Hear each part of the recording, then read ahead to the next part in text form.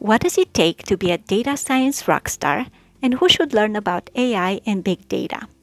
Hi, I'm Bianca Aguglia, your host, and those are some of the stories on the second episode of TNNB. There's art to data science, news, and nerdy bits. Thanks to feedback I received from people who watched the first episode, I made the stories shorter. I hope you enjoy. Let's get started. Data science rockstars. What does it take to become a data science rockstar, and how do you win a data science award? IAB, the Interactive Advertising Bureau, started the IAB Data Rockstar Awards to, quote, recognize excellence, artistry, and innovation in data science and to encourage greater interest and advancement in this dynamic and thriving field. The third annual awards were announced in December 2019. There were 5 winners and 2 rising stars. The winners are all high-ranking professionals, vice presidents, and CTOs from big-name companies like Nielsen and Adobe. On the IAB website, there's a link to the profiles of the winners, and it was an interesting read because it gave examples of projects they worked on. Things like using blockchain technology to collect and anonymize consumer data. Using data to learn not just where and how to publish data, or content, but how to create it. A sort of data-driven creativity. Understanding data better by looking at the psychology and the culture of the micro-audiences who created it. For one of the winners, there is no clear example of projects he worked on, so that's maybe why his profile links the same nondescript paragraphs twice, a typo that I thought was very funny. The data casualties of the U.S. government shutdown. Why is a government shutdown bad for data science? Because it breaks the data pipelines. It's well known that the recent U.S. government shutdown left hundreds of thousands of federal workers without pay. Less known is that it also left data scientists without data. Pew Research Center reported that, quote, the daily flood of data from federal agencies was squeezed down to a trickle, affecting everyone from investors and farmers to researchers and journalists. What information was no longer available? Here are some examples. Sales of new homes, construction spending, international trade numbers, data on crimes and sentencing, employment numbers, data of global supply and demand for crops and livestock, and so on. The government shutdown ended on January 25th, which means the data pipeline are back to working normally. Nokia's chair learns AI and big data and thinks that everybody else should do it. I can't delegate my learning to others, says Risto Siilasmaa, Nokia's chair of the board. If I think AI and big data are so important to being successful, he says, I should actually move my butt, go back to school, and learn about them myself so I can understand them. AI is a tool that can augment us. It can help us become our better selves. Those are not Risto's exact words, but they do tell the main message of an interview published by LexisNexis.com. It's one of the smarter and wiser interviews I've come across in a while, and I'll mention just 2 favorite parts. First, we can't delegate our learning and our understanding.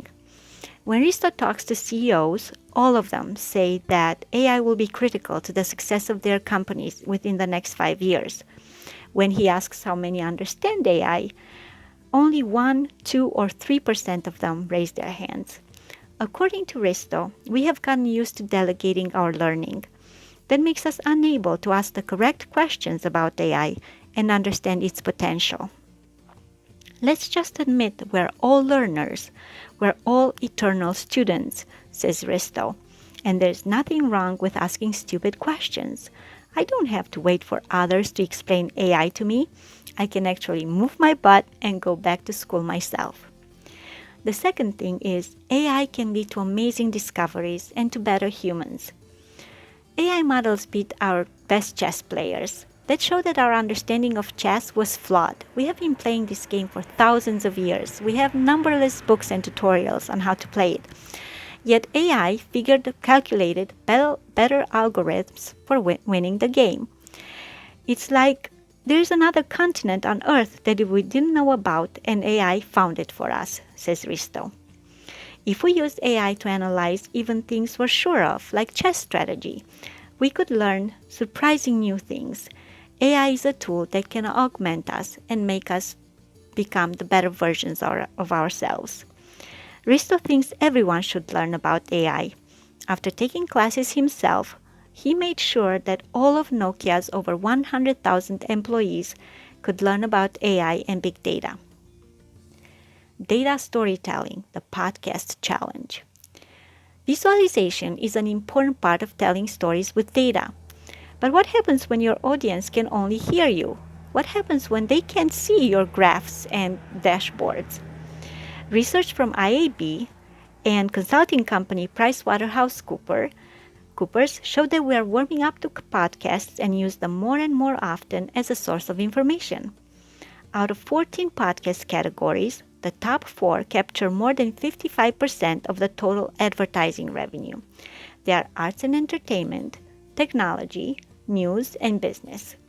More research published in 2019 says that 44% of U.S. population has listened to a podcast, that podcast listeners are loyal, affluent, and educated, and that 80% of audience listens to most or the entire podcast. With so many people listening to podcasts, how do data scientists tell good stories without using visuals? If you have ideas or good resources, please share them in the comments. China helps Rwanda's e-commerce. In mid-January 2019, 12 high-ranking officials from Rwanda went to Hangzhou, China, to learn more about e-commerce from tech giant Alibaba. The training was one of the benefits of being a member of EWTP, a platform that helps small e-commerce companies with tools and technologies like cloud computing, mobile payments, and skills training. Rwanda is the first African country to use EWTP. The 3 other countries using it are China, Malaysia, and Belgium. George Kayanga, a Rwandan official, had only nice words to say about the training. He said, "Our young entrepreneurs are full of energy and eagerness to introduce their high-quality products to the consumers in China and the rest of the world. Now they can also learn valuable lessons from Alibaba's own transformation from an e-commerce company to the technology giant that it is today." Alibaba returned the compliments. Brian Wang, a vice president at Alibaba, says that the enthusiasm of these budding entrepreneurs and support from the public sector means Africa has an immense potential to leapfrog in the technology space. Star Trek had data, HR has data science. Candice McGlenn, VP of Talent Strategies at management consulting firm The Rinker Group, says that a data scientist can do for HR what fictional android Data did for Star Trek, use their impressive data skills to help the team solve complex problems. Today's job market can be likened to a war for talent. Talent shortages, globalization, and generational differences make it hard for HR teams to hire and retain skilled employees. Data science is what gives companies an advantage. It finds key data points in the workforce data, figures out what stories they tell, and uses them to help HR in 4 specific ways. Find talent, avoid bias when hiring, paying, and rewarding employees, pinpoint what engages and motivates employees, and gain insights about the company's position in the job market, what the brand means to candidates, and so on. To get this kind of advantage, companies can hire a data scientist, work with a data science consultant, or train its HR in data science. E-commerce in India and beta geometric binomial models, or complicated statistical models. Why is it helpful to read about e-commerce trends? Because you learn about statistics, things like beta geometric binomial and gamma-gamma models. An article on analyticsindiamag.com says that India is the fastest growing e-commerce market. From 2013 to 2017, its online retail grew by 53% ahead of China, Indonesia, Malaysia, and South Korea. I like the article because it gives very specific examples of how data science is used in e-commerce, including data sources and analytical tools. For example, for customer predictive lifetime value modeling, we can use beta geometric binomial models or gamma-gamma models. For churn models, we can use unsupervised clustering, predictive modeling, NLP, keyword extraction, and so on. For me, someone who's just getting started in data science and statistics, articles like this one create what Charles Munger calls mental hooks. So I'll have something to hang on my new knowledge when I study these topics in depth. The relaxation tools of a data science librarian. Duke University in Durham, North Carolina, has free wellness classes that include guided meditation, yoga, tai chi, knitting, drum circles, and tea tastings. One of the people taking advantage of these classes is John Little, a data science librarian for Duke University libraries. The Tai Chi classes are a nice way to decompress at the end of work, says John on one of Duke's websites. IndyCar and its 50 million data points plan. 50 million data points are created during an IndyCar race, says Mark Miles, the CEO of IndyCar's parent company. Mark wants to use those data points and create interactive, compelling apps for fans of car racing. Motorsports and IndyCar, I believe more than any other sport, are data-driven, says Mark. This is data that is vital to our teams and engineers. I see all that data also as really rich content for fans. This focus on data is part of the reason IndyCar has just named Japanese firm NTT as its title sponsor. NTT is well known overseas, especially in Japan. It started out as a phone company, but now it's a tech and data company also. With this sponsorship deal, IndyCar gets help with the knowledge and tools they need to process their data better. The tech-savvy fan get better apps, and NTT increases its brand recognition in the US. More than one winner in the same race. The rise of AI personal assistants, Alexa in the office. Analytics firm Gartner says that just 2 years from now, by 2021, 25% of digital workers will be using VEAs, virtual employee assistants, like Amazon's Alexa for Business or Nokia's Mika. Right now, just 2% of digital workers are using them. The way we interact with our apps will change also. Currently, most employee interaction is text-based. Only 3% is voice-based. Gartner predicts that by 2023, 25% of the interaction will be via voice, freeing digital workers from having to use a mouse and a keyboard to do their work. No more worries about achy fingers and carpal tunnel syndrome. Gartner predicts that consumer and business spending on VEA technology will top $3.5 billion in 2021. Data helps farmers in Uganda. 80% of world's food is produced by small farms. In order to feed the 9 billion people we expect by 2550, farmers need access to technology and data.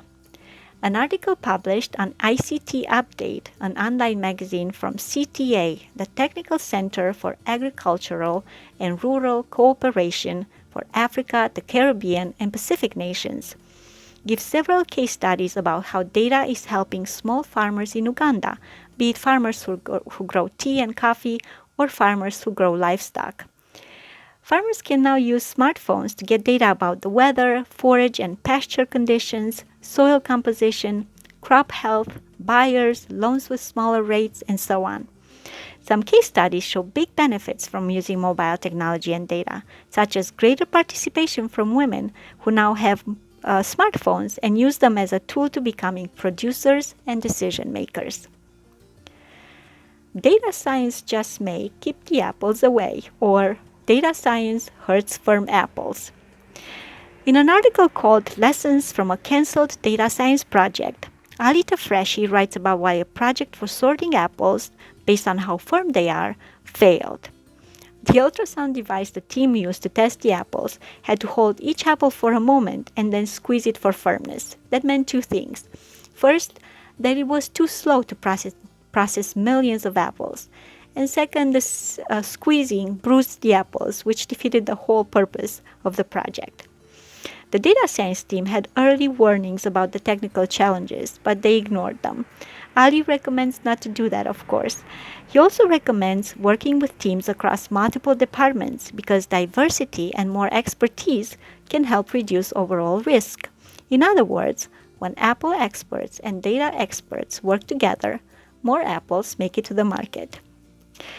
Well, that's all for today. Please leave your comments and your suggestions in the comments section. They help me make the show better. You'll find links to all the stories in the description box. I hope you enjoyed that show. Thank you for watching. I wish you a wonderful day.